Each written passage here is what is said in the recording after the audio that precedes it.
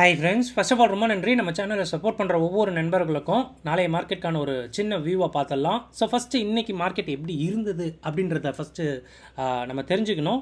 நேற்று evening Saudi மார்க்கெட்டாக இருக்கட்டும் and Israel மார்க்கெட்டாக இருக்கட்டும் ஒரு மாதிரி மியூட்டடாகவும் அண்ட் சவுதி மார்க்கெட் நல்லாவும் இறங்கி இருந்தது. டியூ டு ட்ரம்ப் சொன்ன அந்த யூரோப்பியன் யூனியன் கண்ட்ரிஸ்க்கு ஒரு 50% டேக்ஸ் வந்து டேரிஃப் வந்து இந்த ஜூன் ஃபஸ்ட்லேருந்து இருக்கும் அப்படின்றது சொன்னதும் மார்க்கெட் நேற்று வந்து கொஞ்சம் சென்டிமெண்ட் பேடாக இருந்தது. பட் காலையில் எழுந்து பார்க்கும்போது இல்லை அதை நான் வந்து போஸ்ட்பான் பண்ணிட்டேன் அப்படின்ற மாதிரி ஒரு நியூஸ் வரவே யூஎஸ் ஃபியூச்சர்ஸ் நியராக 1% வந்து பார்த்திங்கன்னா ரெக்கவர் ஆகிருக்கு, which is very good.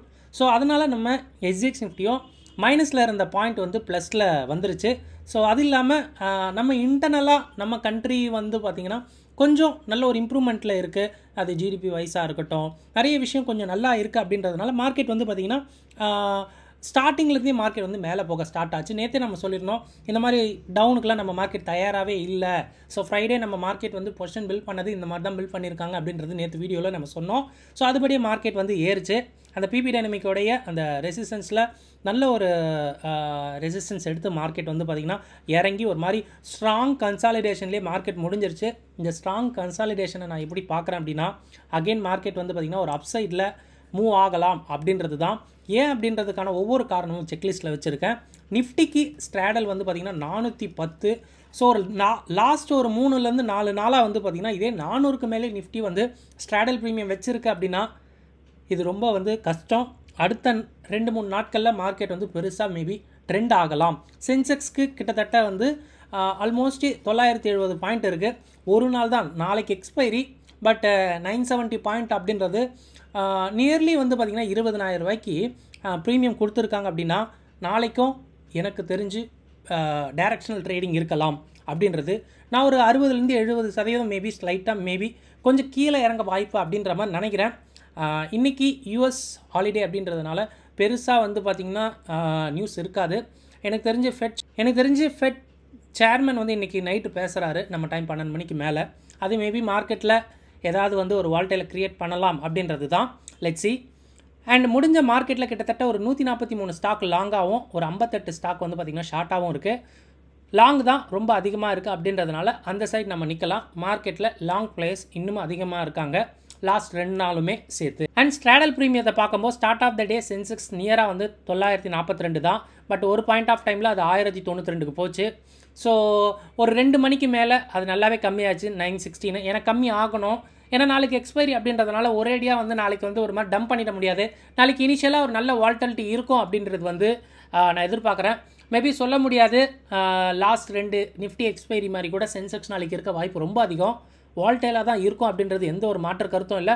Because ஒரு 970 ப்ரீமியம் வந்து கொடுத்துருக்காங்க அப்படின்னா அதுக்கு வந்து மார்க்கெட் கண்டிப்பாக வந்து ரியாக்ட் ஆகும் அப்படின்றது வந்து நான் நினைக்கிறேன். அண்ட் ஆப்ஷன் செயினில் சென்செக்ஸ்க்கு 82,200 அட் த மணி இருக்குது. மேலே கீழே வந்து பார்த்திங்கன்னா ஒரு 1000 பாயிண்ட்டுக்கு ரேஞ்ச் இருக்குது. நல்ல ப்ரீமியம், சூப்பரான ப்ரீமியம், அதுக்கு மாற்று கருத்தே கிடையாது. வால்டாலிட்டி வந்து பார்த்திங்கன்னா ரீசெண்ட் டேஸில் இதுதான் ஹை அப்படின்ற மாதிரி. அடுத்த நாள் அதாவது எக்ஸ்பைரிக்கு வந்து இந்த ப்ரீமியம் கேரி ஃபார்வர்ட் ஆகுது அப்படின்னா நீங்கள் யோசிச்சுக்குங்க வால்டாலிட்டி வந்து டாப்பாக இருக்கும் அப்படின்றது எந்த ஒரு மாற்று கருத்தும் இல்லை. எண்ட் ஆஃப் யூஓடியில் ஈக்குவலாக வந்து ஓப்பன் இன்ட்ரெஸ்ட்டை வந்து பண்ணி வச்சுருக்காங்க. சின்ஸ் வந்து புட்டை இன்றைக்கி ரொம்ப அக்ரெசிவாக ரொம்ப அதிகப்படியாக வந்து செல் பண்ணியிருக்காங்க. த்ரூ அவுட் டே மார்க்கெட் எங்கேயுமே ஷேக் ஆகலை அப்படின்றது நல்ல எவிடென்ட்டு. மார்க்கெட் ஃபர்தராக வந்து பெருசாக கீழே விழாது அப்படின்றது வந்து நான் நினைக்கிறேன். Let's see. ஸோ அதனால் 25,000 மார்க்கெட் வந்து நின்றுக்கிட்டு இருக்குது நிஃப்டியை பொறுத்த மட்டுக்கு. அது ரெசிஸ்டன்ஸாக இருக்குமா இல்லை சப்போர்ட்டாக இருக்குமா அப்படின்றது வந்து கண்டிப்பாக தெரியல. காலில் நிறைய ஓப்பன் இன்ட்ரெஸ்ட் வந்து இருக்குது. புட்டில் வந்து பார்த்திங்கன்னா ஒரு 92 lakh தான் இருக்குது. சின்ஸ் இட்ஸ் ஓகே பார்க்கலாம். பிகாஸ் வந்து நீங்கள் நெக்ஸ்ட்டு 100 பாயிண்ட்லாம் எடுத்துக்கிட்டிங்கன்னா அங்கே வந்து ஓப்பன் இன்ட்ரெஸ்ட்டும் இல்லை, பிளேயர்ஸும் இல்லை. ஏன்னா இது முழுக்க வந்து ஸ்ட்ராடலாக தான் இருக்கும். ஸோ ஸ்ட்ராடல் 400 அப்படின்னா 400 பாயிண்ட்டுக்கு வந்து நல்ல குஷன் தான். ஓகேங்களா? ஸோ எதுக்கும் வரி பண்ணிக்க வேண்டாம். அதனால தான் வந்து பார்த்திங்கன்னா 24,900 800 700லலாம் பெரிய ஓப்பன் இன்ட்ரெஸ்ட் இல்லை. ஏன்னா இங்கே அதிகமாக செல் பண்ணுறவன் இங்கே தானே செல் பண்ணணும், கரெக்டுங்களா? ஸோ இது வந்து ஸ்ட்ராடலாக இருக்க வாய்ப்பு இருக்குது. வால்டைலாக மார்க்கெட் இருக்கும் அப்படின்றது தான் இந்த ஒரு மீனிங். அண்ட் எஸ்ஜிஎக்ஸ் நிஃப்டி ஒரு மாதிரி ஃப்ளாட்டாக தான் இருந்துக்கிட்டு இருக்குது. Let's see. So end of EOD இல்லைனா மார்னிங் வந்து ஒரு கிளியர் பிக்சர் கிடச்சிடும் நாளைக்கு மார்க்கெட் எப்படி இருக்கும் அப்படின்ட்டு. அண்ட் எஃப்ஐடி ஆக்டிவிட்டி இது வந்து எஸ் அஃப்கோர்ஸ் இது வந்து ஃப்ரைடே டேட்டா. பெருசாக வந்து பார்த்திங்கன்னா க்ளூ வந்து அன்றைக்கி இல்லை அப்படின்றது வந்து நம்ம சொல்லியிருந்தோம். இது நம்ம டைம் ஒரு 7:30 மணிக்கு மேலே அப்டேட் ஆகும். செக் பண்ணுங்கள். எஃப்ஐ இண்டெக்ஸ் ஃபியூச்சர்ஸ் எப்படி இருக்குன்னு பாருங்கள். எனக்கு தெரிஞ்சு மார்க்கெட் ஏறி இருக்குது அப்படின்னா இந்த நம்பர்ஸ் ஏறணும். அப்படி ஏறலை அப்படின்னா பெருசாக வந்து பார்த்திங்கன்னா அந்த ஒரு மூவுக்கு வந்து வேல்யூ கொடுக்க வேண்டாம். எனக்கு தெரிஞ்சு இருக்கும். இன்றைக்கி வந்து இண்டெக்ஸ் ஃபியூச்சர்ஸில் நல்ல ஒரு லாங் இருக்கும் அப்படின்றது தான் எனக்கு தோணுது. நண்பா, நம்ம போகிற வீடியோ கண்டிப்பாக உங்களுக்கு ரொம்ப ஹெல்ப்ஃபுல்லாக இருக்கும்னு நினைக்கிறேன். அப்படி ஹெல்ப்ஃபுல்லாக அந்த வீடியோ லைக் பண்ணிட்டு அப்படியே பாருங்கள். ஃபர்ஸ்ட் டைம் நம்ம சேனல் இப்போ தான் பார்க்குறீங்கன்னா நம்ம சேனலையும் சப்ஸ்கிரைப் பண்ணிக்கோங்க. மொதல் விஷயம் என்ன அப்படின்னா, இந்த செக்லிஸ்ட்டில் இந்தியா விக்ஸ் இன்றைக்கி ஒரு 4.5% வந்து பார்த்திங்கன்னா ஏறி இருந்தது. ஏன்னா மார்க்கெட் ஒரு மாதிரி most of the day consolidate இருந்தோம். இந்தியா விக்ஸ் ஏறுது அப்படின்னா மேபி ஒரு சின்ன ஒரு ப்ராஃபிட் புக்கிங் வரலாம். இல்லை அப்படின்னா வேலைக்கிழமை மார்க்கெட்டோட லோ சென்செக்ஸ்க்கு நியராக 80,500, இப்போ 82,500 சொல்லும்போது 2,000 பாயிண்ட் 2 நாளில் ஏறி இருக்குது அப்படின்றது ரொம்ப அதிகமான விஷயம், ரொம்ப அதிகமான ரேலி. நிஃப்டியும் சரி ஒரு 500 பாயிண்ட் மேலே ஏறி இருக்குது அப்படின்றதுனால ஒரு சின்ன ஒரு ப்ராஃபிட் புக்கிங் கூட வரலாம் அப்படின்றது தான். நிஃப்டி ஸ்ட்ராடல் 410 ரொம்ப அதிகம், ரொம்ப அப்நார்மல். சென்செக்ஸ்க்கும் அதே தான், ரொம்ப அதிகம்.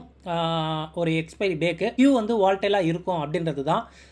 நோட் பண்ணிக்கோங்க. இது ஏன் நான் வந்து அப்நார்மல் அப்படின்றேன், இல்லை ப்ரீமியம் அதிகம் அப்படின்றேன் அப்படின்னா, இந்த இந்தியா பாகிஸ்தான் எஸ்கலேஷன் வரும்போது கூட இதே 1000 பாயிண்ட் தான் ப்ரீமியம் வந்து பார்த்திங்கன்னா அதை விட கம்மியாக தான் 900, 800 தான் வந்து எக்ஸ்பைரிக்கு கேரி ஃபார்வர்ட் பண்ணிச்சு இந்த சென்செக்ஸ்க்கு. எனக்கு நல்ல ஞாபகம் இருக்குது. பட் இப்போ பார்த்திங்கன்னா 970 நியராக 1000 சொல்லும் போது ஏதோ இருக்குது அப்படின்றது மட்டும் தெரிஞ்சுங்க. வால்டைலாக மார்க்கெட் மேபி நாளைக்கு இருக்கலாம் அப்படின்றது க்ரூஷியல். அண்ட் டெக்னிக்கலாக லாஸ்ட் 2 டேஸோட ஐஎன் லோஸை எடுத்துக்கங்க. அதை பிரேக் பண்ணும்போது மார்க்கெட் ஒரு சைட் போகலாம். பிபி டைனமிக்கோட அந்த ரெசிஸ்டன்ஸ் அண்ட் சப்போர்ட்ஸை கூட தாராளமாக நீங்கள் எடுத்துக்கலாம். அண்ட் டேட்டா ஃபார் ஆப்ஷன் ட்ரேடர்ஸில் ஃபியூச்சர்ஸ் விஷயத்தை பார்க்கும்போது நிஃப்டி 0.6% ஏறி இருக்குது. ஓப்பன் இன்ட்ரெஸ்ட் நிறையவே இம்ப்ரூவ் ஆகிருக்கு, இங்கே ஏறி இருக்குது. அண்ட் இந்த பாயிண்ட்டில் பெருசாக சேஞ்சஸ் இல்லை. பிகாஸ் இன்னும் 3 நாள் தான் இருக்குது அப்படின்றதுனால மே சீரிஸ் வந்து முடியும். ஸோ இந்த பாயிண்ட்டை வந்து இக்னோர் பண்ணிக்கலாம். பட் சின்ஸ் வந்து பார்த்திங்கன்னா மார்க்கெட் ஏறுது, ஓப்பன் இன்ட்ரெஸ்ட் ஏறுது, விச் இஸ் குட் அப்படின்றது மட்டும் எடுத்துக்கோங்க. மிட் கேப் நிஃப்டி அதே தான், மார்க்கெட்டுக்கு ஏறுது, ஓப்பன் இன்ட்ரெஸ்ட் ரொம்ப அதிகமாக ஏறி இருக்குது. ஸோ அதை சொல்லி தான் ஆகணும். ஸோ அந்த பாயிண்ட்டுமே கொஞ்சம் இம்ப்ரூவ் ஆகிருக்கு. மிட் கேப் நிஃப்டி மேபி வந்து கொஞ்சம் மேலே கூட ரேலி ஆகலாம் அப்படின்ற மாதிரி தான் தோணுது. பிசிஆர் பொறுத்த மட்டுக்கு எல்லாமே ஒரு மாதிரி மியூட்டடாக தான் இருக்குது. சின்ஸ் இன்றைக்கி வந்து ரொம்ப கன்சாலிடேஷனில் மார்க்கெட் இருந்ததுனால இந்த ஒரு பிசிஆரில் பெரிய சேஞ்சஸ் இல்லை அப்படின்ற மாதிரி தான் நான் பார்க்குறேன். குளோபலாக பார்க்கும்போது யூஎஸ் ஃபியூச்சர்ஸ் வந்து அப்பாக இருக்குது. இன்றைக்கி யூஎஸ் ஹாலிடே. அண்ட் ட்ரம்ப்போட மாற்றி பேசுகிற விஷயந்தான்.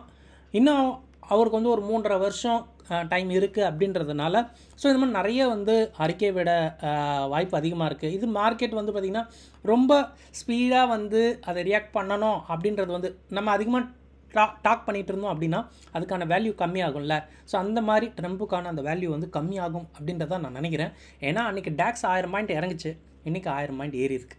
அதே பாயிண்ட்டை விட எக்ஸ்ட்ராவாக ஏறி இருக்குது அப்படின்னு சொல்லும்போது இதில் பாதிக்கப்படுறது யார் அப்படின்னா கண்டிப்பாக அங்கேயும் ரீட்டைல் ட்ரேடர்ஸ் எல்லாம் இருப்பாங்கல்ல. ஸோ அங்கேயும் வந்து பார்த்திங்கன்னா மார்க்கெட்டில் இன்வெஸ்ட் பண்ணுறவங்க, மார்க்கெட்டில் ட்ரேட் பண்ணுறவங்க தானே. ஸோ அவங்களுக்கு தான் இந்த மாதிரி விஷயம்லாம் வந்து நான் சும்மா சொன்னேன், இல்லை போஸ்ட்பேன் சொல்கிறேன், போஸ்ட்பேன் ஆகிடுச்சு அப்படின்ற மாதிரி சொல்லும்போது மார்க்கெட்டில் அந்த இம்பாக்ட் பெருசாக இருக்கும் சீரியஸ்லி. ஓகேங்களா? ஸோ இன்னும் புட் செல்லிங் நம்ம மார்க்கெட்டில் இருக்குது. இது வந்து விச் இஸ் குட் அப்படின்ற மாதிரி தான் சொல்லுவேன்.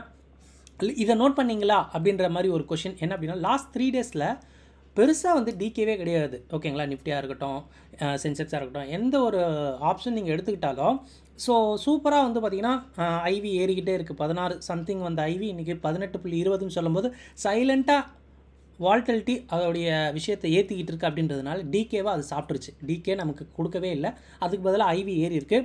இதுக்கு ஒரே நாளில் மொத்தமாக வந்து பார்த்திங்கன்னா ப்ரீமியம் வந்து வாஷ் அவுட் ஆகிடும். ஓகேங்களா? ஸோ அதுக்கு எனக்கு தெரிஞ்சு மார்க்கெட் கொஞ்சம் இறங்கினா அந்த பயம் வந்து கரைஞ்சிரும் அப்படின்ற மாதிரி இருக்குது. ஏன்னா இந்த பயம் வந்து மார்க்கெட் ஏற பயம் கம்மியாகலை அப்படின்னு கேட்குறவங்க நிறைய பேர் இருக்காங்க, விச் இஸ் நாட் குட். ஏன்னா கால் செல்லர்ஸோட பயம் தான் இந்த ஐவியில் இருக்குது அப்படின்ற மாதிரி நான் பார்க்குறேன். ஏன்னா 25,000 கால் ஆப்ஷன் மே சீரியஸில் நிறைய பேர் செல் பண்ணியிருப்பாங்க, அவங்களோட பயம் கூட இன்க்ரீஸ் ஆகிருக்கலாம். Let's see. ஸோ நாளையும் வந்து ஒரு டைரக்ஷனல் மூவ் இருக்கும் அப்படின்றது தான் எனக்கு தெரியுது, பார்க்கலாம். ஸோ கன்க்ளூஷனாக பார்க்கும்போது இந்தியா விக்ஸ் அதிகமானது வந்து which is not a normal அப்படின்னு தான் சொல்லி ஆகணும். யூஎஸ் ஹாலிடே இன்றைக்கி அப்படின்றதுனால ஒரு மியூட்டட் மூவ் தான் வந்து அக்ராஸ் குளோபலாக இருந்துக்கிட்டு இருக்குது. சின்ஸ் வந்து அந்த நியூஸ் வந்ததுக்கப்புறம் கேப்பப் ஆச்சு, அப்படியே வந்து மார்க்கெட் வந்து முடிஞ்ச மாதிரி இருக்குது. ஸோ இன்றைக்கி நைட்டு ஃபெட் சேர்மன் வந்து பேசுகிறாப்புல, அதில் ஏதாவது விஷயம் வரும்போது மார்க்கெட் மேபி ஷேக் ஆகலாம் அப்படின்றது எனக்கு தோணுது. ஸோ செக் பண்ணுங்கள், இவ்வளோ விஷயம் நம்ம பேசியிருக்கோம், இதெல்லாம் ஆல்ரெடி அவைலபிளாக இருக்க விஷயம் தான். உங்கள் ஓன் அனாலிசிஸ்க்கு அப்புறம் உங்கள் ட்ரேட் எடுங்க. இந்த வீடியோ பார்த்ததுக்கு ரொம்ப நன்றி. தேங்க்யூ. ஜெய் ஹிந்த்.